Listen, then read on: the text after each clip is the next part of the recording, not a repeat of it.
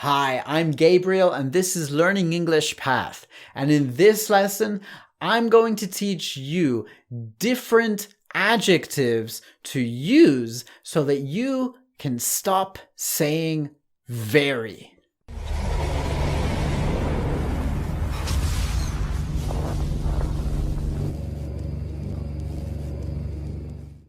Stop saying very, right? Very good, very happy. I'm very cold. It's very easy, right? All of these adjectives have better alternatives where you do not need to use the intensifier very. So let's look at them one by one. And by the way, I do have a course called Learn 102 Advanced Adjectives. If you're interested in that, then I'm putting the link down in the description and the comments below. All right, number one is instead of saying I'm very good or I'm very happy, you can say I'm fantastic.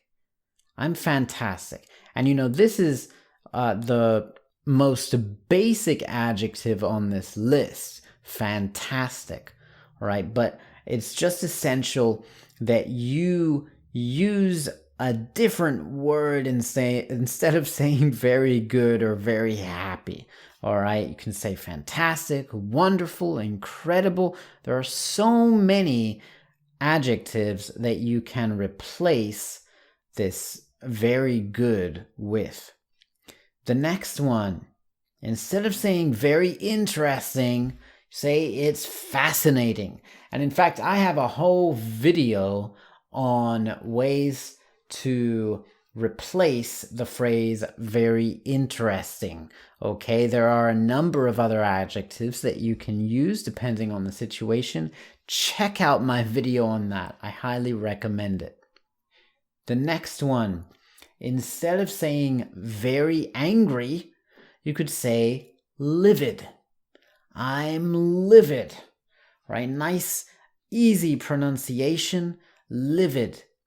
There's also the word furious, which you may know already, but I like the word livid, actually. Instead of saying very cold, say freezing. I'm freezing. It's freezing outside, okay? The next one, instead of saying very hot, say I'm sweltering. It's sweltering. Or if you are talking about a drink, you could say it's boiling. It's boiling. It's so hot. And in fact, you can say boiling even when you're outside. It's a very British thing to say. I'm boiling. It's boiling. The next one, instead of saying very busy, you can say I'm swamped. I'm swamped. Instead of saying very exciting, you can say it's exhilarating. Exhilarating. Instead of saying someone is very rich, you could say they are loaded. Loaded. Instead of saying that something is very big, you can say it's gigantic, right? There are a lot of alternatives to saying very big. Gigantic is one of my favorite ones. Instead of saying very small, you can say it is microscopic. Microscopic, right? Do you know what a microscope is? It's where you put something under a lens, something tiny, and you can see it when you put it under the microscope. So you can say something is microscopic.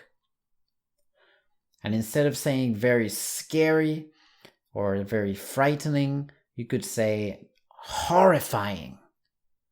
Horrifying. The movie was horrifying. Instead of saying very fat, you could say obese. And obese is a technical term as well. There's actually a definition of when you cross the line into obesity. So it's scientific, obese. And instead of saying very beautiful, you can say gorgeous. And this works with both people and scenes in nature, something that you see. You could say it's a gorgeous view, or it's a gorgeous day outside, or she's gorgeous, or he's gorgeous. All right? The next one, instead of saying very ugly, you can say it is hideous. It's a hideous monster. The next one, instead of very clean, you can say spotless. It is spotless. And instead of saying very dirty, you can say it is boggin. All right, one that you might know is filthy, but I wanted to give you one that you might not know. It is boggin. Something is boggin. And finally, we have, instead of saying very easy, something is effortless. So how do you improve your English vocabulary? If you just replace your adjectives with better adjectives like this, then it becomes effortless. Use a thesaurus or use my course, 102 advanced adjectives told in stories, where I teach you these adjectives through stories. Like I said, the link is in the description. If you enjoyed this video, please click the like button and subscribe if you haven't already. And make sure you click that bell so that you know when I publish a new free lesson here on YouTube. And if you want to learn English with songs, then don't forget to click the link in the description to get my free PDF guide to 101 songs to learn English. I have hundreds of exercises for you to study English, English grammar, English vocabulary, English idioms, practice your English listening, and even your speaking while listening to the very best songs to study English with. All right. And when you get it, then you also get my weekly email